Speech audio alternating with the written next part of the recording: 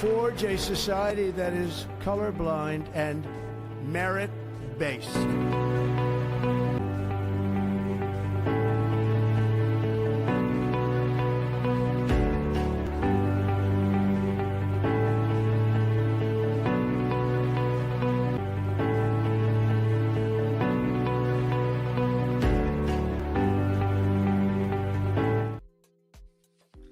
Hi, Syria. Hi, Seema. How are you? I'm fine, Ranjeet. How are you? Wonderful. So, what questions do we have today? Let's start with what people's concerns are with reference to their EB1. Sure, Ranjit. Today's featured question is, how long of a track record is needed to prove the sustained acclaim? Is a short burst of success enough, or must it span many years? It's a very kind of a very, very intense question and very, very interesting question because let's understand one thing. We have seen people who are 26, 27-year-olds, people who are 30-year-olds, people who are 50-year-olds getting EB1A from the program. And this question pops up very in a very important manner that, okay, how do you achieve that success? And more important, how do you establish sustained acclaim actually? Now let's understand, I think the whole question is a little misplaced here because it is talking about burst of success. Now please understand that success is different from acclaim. Please understand one thing. Acclaim has a more connotation of impact. Success could be self-gratification. Let's understand. So it is not really a success, it's about the impact. Having said this, let's understand that whenever you talk about a sustained acclaim, it is not temporal. It means that it is not necessarily a function of time. It's a function of the intensity of the work that you have done. For example, you could achieve something that people take a lifetime to achieve. Okay? Now, in that sense, sustained acclaim has three dimensions. The first is, of course, the impact, the what has happened because of your work. That's the most important thing. Number two is, how much time does it take to achieve that? It's not about, how long you did that, how far you did that. The question is that how much time did it take to achieve that success? And most important is that how much time does it take in terms of even acquire the knowledge to do that? Now, let's say, for example, somebody is a rocket scientist. Now, you don't become a rocket scientist who's, let's say, a rocket can go to Mars and come back without refueling. You can't just do that overnight. You need to go to school, you need to go to masters, you need to do a lot of learning, and sustained acclaim will be a function of all the things put together. So even the acquisition of the knowledge that it takes is required. It depends on your field of expertise. It depends on what parameters are you working on. Certain fields and certain disciplines and certain impact do take time. You can't have, because it is a function of, it is not a function of instantaneous. It was originally believed that, especially if you are doing something in sciences, it takes a lot of time. But we have had people who, even at the age of 20, 21, 25, got Nobel Prizes in physics and sciences. So it is not really a function of one-time activity. It is a matter of what efforts has gone in, and most important, what is the impact. We have had people who were pretty young actually. But then the most important thing I would like to point out here is that when it comes to EB1A, if you are doing the things in a most articulated manner, in a way, most ethical manner, most professional manner, and organically you are trying to, kind of achieve that success, it is very much possible. Let's go a little more deeper here. I think this question is more stemming from the fact that if I join the program or if I do EB1, if I try to do something, I write 10 papers in a matter of 6 months, will that be sufficient here? But the whole question is, can you establish that you have a propensity and that intensity ready with you right now to write those 10 papers? Maybe you have been preparing that for ages. Maybe you are using certain data in writing those papers based on your past experience. There are certain things that can you establish that. You may write it today. You may do judging. But you cannot have everything as a burst. That's the whole challenge. You never had that knowledge before. You never had that skill before. and suddenly somebody doing things for you. I mean, that's one of the most dangerous things in EB1A ecosystem. Somebody doing things for you, and then you are claiming that as your success, and you are trying to fit into the criteria. That's going to be the worst thing that can happen. But if you, let us say, for example, let's take it a case that there is a particular software engineer. He has been doing coding and he's sharing his experiences today. He's talking about that today. He is being interviewed for the work that he has done in media today because of the overall work that he has done. That's wonderful. You have been doing. I think it is definitely burst. You see, understand that sustained acclaim is not about applause.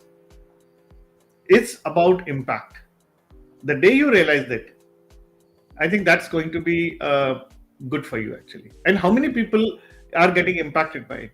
You do something today by virtue of the knowledge that you have acquired over, say, 5 years of learning or 10 years of learning, and your work is going to kind of even outlive you for the next 100 years. I can tell you, no one can stop you from getting your EB money, even if it is done in the last 1 month or 2 months. You create a work that can last. Okay, I mean, it's a very relative thing. Okay, you do something and it cannot even outlive your next 20 days. Then it just gets lost somewhere. Then it is definitely not the right way. You do something even today, obviously it has to be based on your knowledge, your skill, your expertise, and it can sustain. Now the word here I'm using is sustain even your lifetime. If you can have something like this, that is wonderful. So yes, I mean, burst of success is definitely not a good thing to do. Impact is more important, and time is not about only the past, it's also about the future. The day you understand it, the time you understand it, it's going to be very good for you. Okay, so I think this is my response to this question. And guys, if you have any more questions or something, just reach out to us, and before we move to the next question. So Syria, let's move to the next question. Absolutely. So next we have eager to know about EB1A approval progression. Adjustment of status received on July 24th. Biometrics August 19. No update yet. Case is in the National Benefit Center. Okay, now you need to kind of talk to a lawyer about it, because I'm getting little National Benefit Center. If it has gone there, your adjustment of status received biometric on August 19th. So I think things should be moving well for you, and just talk to a lawyer. I would say that you can reach out to USCIS, write them a mail, and we have seen that they are very prompt in responding actually. Congratulations on your EB1A, first of all. But nowadays, I think the best way, what I'm suggesting to our students also, to go for a concurrent filing for EB1A and your I-145. And if you want advanced payroll also, you can do it, and you can also ask for EAD also at the same time. We have seen many of our students getting that actually. So I would suggest that that's the best way to move forward. Okay, so let's move to the next question. Next question is, Ranjeet, what makes an expert recommendation letter compelling, and what are the common mistakes that weaken the otherwise strong letters? Okay, so wonderful question actually, and I think, guys, this is going to be very important for each and everybody. First of all, let's understand you are talking about expert recommendation letter. So I assume that it is not for your, let's say it is not for your critical role. So it is more for your, let's say, original contribution or something. So it is coming from an expert. Number one, expert has to be independent. Let's understand. It cannot be from the person that is known to you. Number two, it should be he or she should be related to your field. That's important. Okay. Number three is it should directly talk about the work, success metrics, qualitative and quantitative. Now we have to see the regulatory language, what they're talking about. It speaks about original contribution. So first, that originality has to be demonstrated. The what is exact nature of your contribution has to be explained. And another aspect is significant to the field. It cannot be so significant. The word significant again here is something akin to what we spoke about is sustained. Now it is similar, not exactly the same. So significant has, what are the metrics for that significance? Either it will be academic significance. How many citations you got, what kind of paper it was published, or whatever you're talking about. Or second would be application. who has applied it, what is the impact of that application. Now the intensity of that to do this may require some framework. So what framework are you using to prove this actually? What is the standard methodology that you are proving? What are the metrics that you are establishing to demonstrate to make it compelling? And most important, then at the end of the letter, you should also have the name of the person, the contact details. It should be properly signed as per the USCIS norms.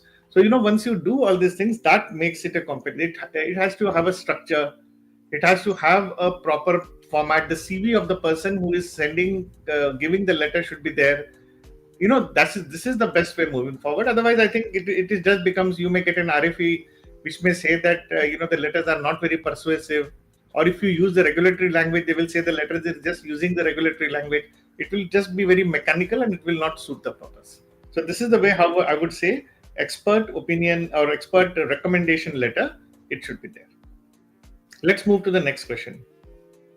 Of course. The next question is, how important is to narrowly define one's field of endeavor, and what's the best strategy for doing this to strengthen a case narrative? I think this is a core concern. And in fact, I'm liking this because almost, I won't even say 99%, I would say almost 100% of the RFEs and NOIDs that I have seen, and one of the concerns in everywhere they had, the field was not defined. Either it was defined too narrowly, okay, which is normally a rare which I have seen. And second thing is that it is too broad. Your designation should not be your, you are not defined your identity by virtue of your designation. Project manager, data scientist is not an expertise. Expert is an academic. You see, traditionally, when you see field of endeavor or expertise, we either mostly, people, it is not a function of your business title. It is not a function of your academic achievement. I'm an engineer. I'm a doctor. I'm this. That is not something, or your business title. It is not a function of that. Also, at the same time, you have to understand it is not a function of a traditional academic disciplines that we have. Okay, I am a web designer. Fine. That is not going to help you actually. You see, you can't have something which you are taught. In fact, it may be a combination of all. It's to determine a field of endeavor for the purpose of EB1A. People in the program have to do some lot of exercises. That's we have a follow something called as a done process. The D stand for defining your expertise, organizing your criteria, nurturing the gaps of whatever is the profile, and then execute your application. That's the 4-step process that we are following. Now, define forms a very, very integral component, because if you don't define your field properly, everything collapses. You need to have. I have spoken to recently. I was talking to one of the former USCIS adjudicator, and he was saying that somebody sent a almost 8,000 pages petition, but the field was very broad. It said just the person is a beneficiary, is a management expert. But what management expert we are talking about? Now, now to determine expertise, we use, there are multiple ways to do that. Number one is you pick up from your academic field the way you do things. Number two is you see what impact that you have created and you reverse engineer the expertise. Now, and sometimes even the third, we place a right nomenclature. For example, we had somebody whose expertise, he was working with DoorDash, and he was kind of more of a logistics engineer there actually, so for software.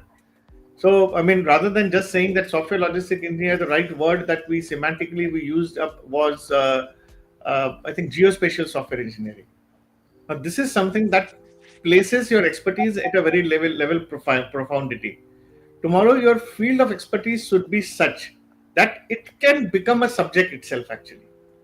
Now, imagine, and it should have that kind of a profundity. For example, in 1970s, somebody would have said that I am expert in, let's say, data transfer from one machine to another. People would have possibly laughed at it. But what is the manifestation of that expertise in that whole during that time till today? But if, let us say, we are in 1970s and somebody is kind of saying that my expertise is data transfer from one machine to another, can he give a vision of the entire web, World Wide Web today? Before, I'm sure somebody has done that. Somebody would have done that in 1970s. That's why we have internet today. Somebody would have started working on that concept. So are you a kind of a person of doing that? Otherwise, just to have a data transfer, it looks like from one machine to another is not something looks very fancy. But it gave rise to today the entire internet, entire web. Now, can you have that kind of vision for your expertise? Now, that's the field of expertise and that's the field of your endeavor. If you are able to do this, I think it is not about narrow or broad. It's about how deep you can get into it. And I come back again, and your expertise has to be widely demonstrated and explicitly demonstrated in that. Okay? So I know I have taken a long time to answer this, but this is very important. Now let's take a last question for the day before I think in the future, if somebody has more questions, please write to us. We're happy to, kind of take the questions and we are happy to help you. Okay, let's move to the next. Yeah, sure. If I don't have any nationally recognized awards, how can I demonstrate comparable distinctions or recognition in my field? I currently work as a senior program manager for Capgemini for the past 10 years and made many innovations that have had major impact to the programs I have run in the past. I mean, okay, I like your kind of approach and the work. The question is, the awards are straightforward here actually. Okay, now it's not about comparing why you necessarily want to go for award. Maybe you have created, you say that you have demonstrated distinction or recognition in the field, many innovations. Those innovations could possibly fall as original contribution. It could how your clients were impacted. The number two would be how your critical role becomes very strong, and I'm very sure you because of that your salary becomes strong.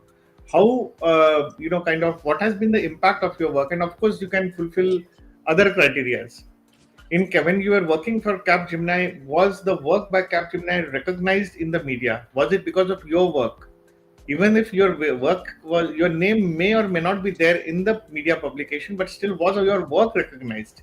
Now, if you do, kind of a record things like this, I'm very sure that this will work actually. So I would rather say that if you don't have a necessary award, don't feel. You see, there are certain fields when you're working as a part of an overall machinery, recognition may not be necessarily for you. Let's understand that. Maybe you and your team got an award. That can be used. There are a lot of simplifications that can happen. In your field, you're not allowed to talk about your clients outside. So in that case, how is the recognition? How would you say, let's ask ourselves in the question, you are expert in a particular field, okay? Let's say, and how, if you were to name top 10 experts in your field who are well known, who can command high salary, who can just kind of, whom you would consider as, if I may use the word for the short of any other word, let's say demigods. Okay. Today, if I say that for example, if I may say that investment expert, then I can say that, I can name Warren Buffett, for example. He would be really one of the finest, investors of our times. Now, who are those people actually? Do they have how many? Have they won any awards? Have they won any other, kind of? What is the recognition that they have earned because of virtue of their work? You just have to kind of identify that. Can you be on that path? Frankly speaking, without knowing your expertise, without knowing your work, I can only speak to this extent only actually. So that's all, I would say for you, and wish you all the best. If you need further clarification, reach out to Seema, Syria, or I. And, and guys, if anybody else has any questions, we are there to help you. Please reach out to us. And if you want to join the program, reach to Syria, Seema, or I. We'll be there to help you. So have a wonderful day, guys, and wish you all the best. Bye-bye. Bye. Thank you for joining us today. If you have any further questions or need personalized guidance, please reach out to us. We are here to help you every step of the way in your journey towards achieving your American dream. Let's connect and make it happen together.